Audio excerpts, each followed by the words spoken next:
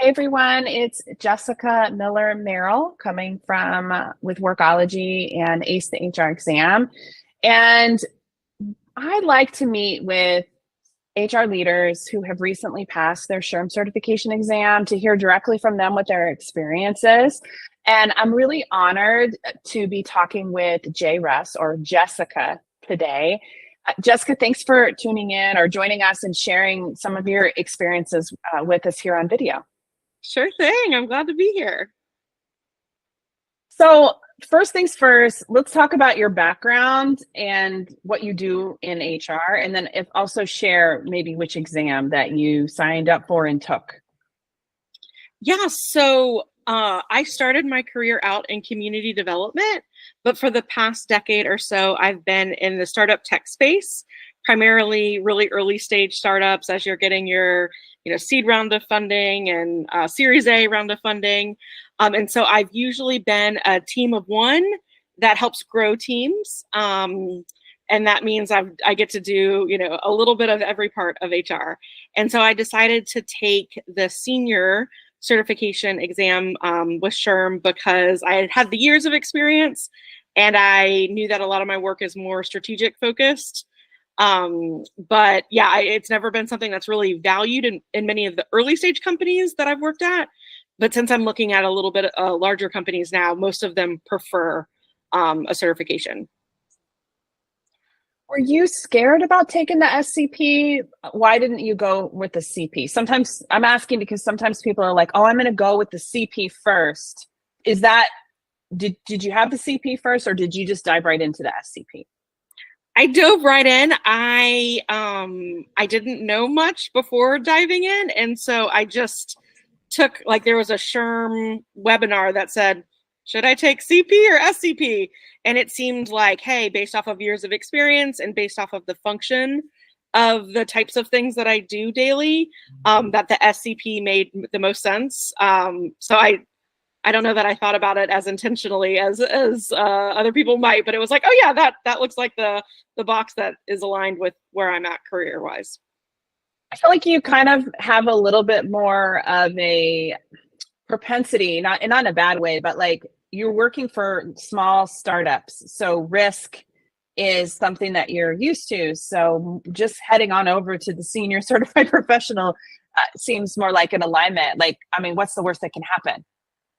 Yeah, if you don't pass, you try again. Yeah. So talk to us about what worked for you best in terms of like your study schedule, like materials. What were you using? So this may be too much information, but I'll just be honest with you, and you can cut it out later if you want. But I tried to start studying in August, and then I learned throughout trying to study that I have ADHD. So that was really interesting because I'm like, my brain is not working the way that I think that it should, how it used to work in college, like what's going on? And so after getting a diagnosis and getting on some medication and getting my brain to actually focus, I could study a little bit more in a way that I felt like I should. But the most helpful things for me with studying were, number one, having a study buddy. I had a friend who I just met her on LinkedIn. She was a part of a group, study virtual group that I found on LinkedIn. And she and I probably 2 or 3 times a week for about 2 or 3 months would meet and just go through practice questions together. She has a very different work experience than I do. Most of her work was really specialized in learning and leadership development. And I've kind of been a generalist in many different organizations. And so us being presented a lot of times with the situational judgment questions and then kind of going back and forth based off of our experience and then what we think SHRM would want in an answer helped us a lot. I love that. You have somebody who's very different experience wise to kind of, in a way, like teach you, and then you can do the same with that other person. Yep. Yeah. We both benefited a lot from just kind of thinking through answers together, which was really, really helpful. A lot of those questions were ones that you have through the ACE HR exam.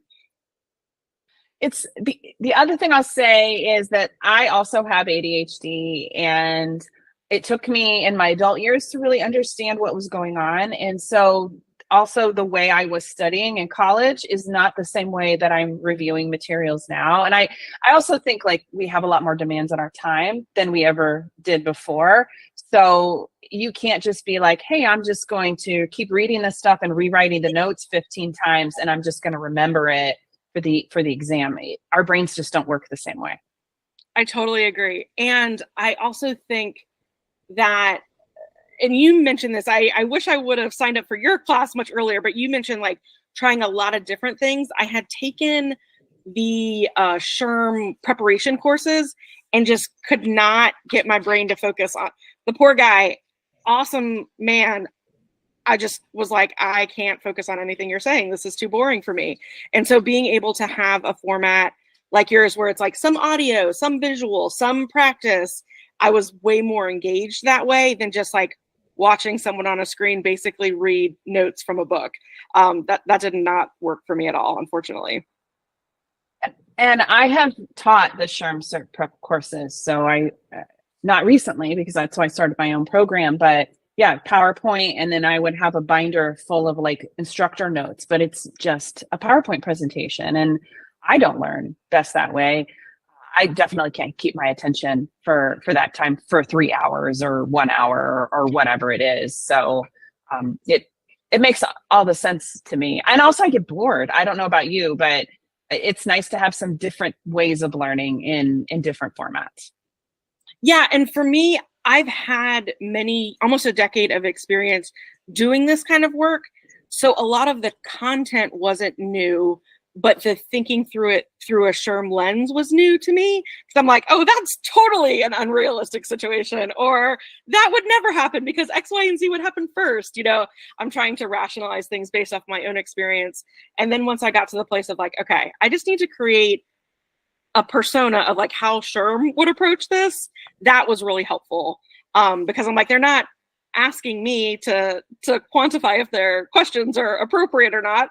I'm just kind of needing to give them the types of responses and strategic process that they're looking for, and almost developing a persona in my head of how someone from that organization would approach the questions helped me a lot. Yeah, not necessarily how your startup founders would respond, because that is, wow, that's a show. that's a whole reality show. What was one maybe other literally a Silicon Valley that we can talk about that in more detail another time, but I agree with you. What is maybe one other thing you wish you knew before you took the exam? Obviously your diagnosis, which I think is really important, but anything else? Yeah, one of the things I didn't expect, and I didn't see this on any kind of test prep help, it was interesting to me when I took the exam that all the situational judgment questions had the actual situation paragraph or a couple paragraphs first. And then if it had 2 questions, the next slide would be, again, it would put the actual situation and then the question. So to be able, I don't know why, but I was like, oh, this feels simpler in the test format than it did in the practice format, because I just read the situation first and I could do the highlighting there. I didn't really know how that would work, but you legitimately can just like click and highlight or click and, you know, exclude an answer. And reading that first without the context of the questions for some reason helped me, and was thinking, man, this might be helpful for other people if they know that's the first focus. And then, you know, that you got 2 or 3 questions after you read the situation. I love that. How do you feel like getting your HR certification has maybe already or is going to help you meet your personal and professional goals? That's a fun one. I am open to dreaming about it. I just found out legitimately like 2 or 3 days ago that I could put the badge on my LinkedIn. So I'm new to this world. I think especially during job searching, it will help me stand out against candidates who don't have a certification. And then I also feel like with a lot of the material that I've learned, while I might not go back to it frequently, at least I have a starting place for like, if there is a situation like this, oh, I can go back and like review a little bit of how you might approach this from the start. So I think the resource that's available and the personal branding aspect will be beneficial. I would say I love continuous learning anyway. And so a lot of the times I'd be taking courses where they're like, oh, you can get your SHRM credit there. And I'm like, oh, I actually can like use that for something now, as opposed to before just being like, oh, well, it's a cool thing that I'm working on. So I'm excited that there's a little bit of a almost a gamification of my learning now that I can use throughout the next few years. I just resubmitted my recertification, so don't wait until the last minute to do it. It lasts for 3 years, and with SHRM, you can now roll over some of the credits. So if you have 80 credits that you submit, then that means next year you only have to submit the 40 credits instead of the 60. So very cool. I did not know that. Okay. Yeah, it was helpful because I'd already banked some. So yeah. But overachiever. That's all. I think it's because of my book and speaking. So it's for sure. I get all the credits for those things. So yeah. Unfortunately, a lot of the classes that I take, like I'm working on my yoga certification and then some different things, they're not eligible for SHRM recertification credits. So, oh well, next time. Now you've got a couple buckets you need to think about. Yeah. Well, thank you so much for chatting with us. I know that this is going to help a lot of HR leaders who are, where you were 3 months ago, 2 weeks ago in the same space. So I really appreciate it. Yeah. Can I say one more thing that I think is helpful? Absolutely. I love that you have a meditation in your program that you put up there.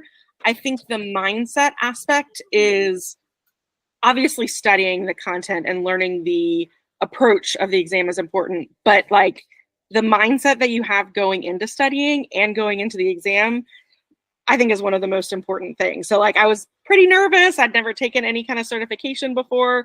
Most of my learning has been like on the ground in the field, doing the day-to-days of a startup, and going into this being like, regardless of the outcome, this is helping my career, and really thinking about my mindset and thinking abundantly about how this is helping, even if it was stressful. That played a big role in allowing me to be calm in the middle of answering questions on the day of. That makes my really, and that's something that I haven't ever heard any SHRM instructor or HRCI program talk about, but it's something that I do myself. And so I'm glad it's helping. Yeah. The number of people in different groups on Facebook and LinkedIn that just clearly seem so anxious and stressed and overwhelmed, whether it's before the exam or after if they don't pass. I think that folks should take note of that and realize like, hey, this is a big aspect of what's going on. I love it. Well, thank you again. I really appreciate it. Yeah. Thank you.